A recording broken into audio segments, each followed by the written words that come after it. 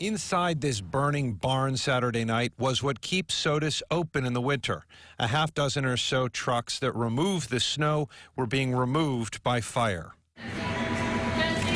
A worrisome sight for Jessica Schlenker and others at Frankie's Pizzeria, who've already had enough trouble this year.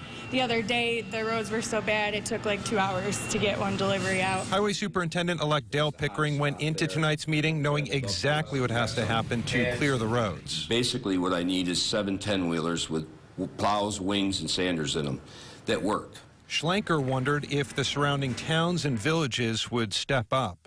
They do that with the fire departments and whatnot, so I would hope that they would do that with, the highway department. Pickering says that's exactly what happened after they caught wind of this fire. By midday tomorrow, they'll have several loaners and one plow that was in the shop, plus soon a new one that was on order. Saturday night, our barn burned to the ground, okay?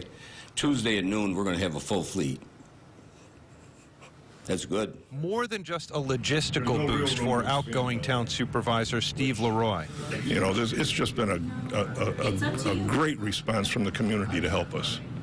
It's heartwarming. But Schlenker will applaud when she sees her drivers return safe in the next snowstorm.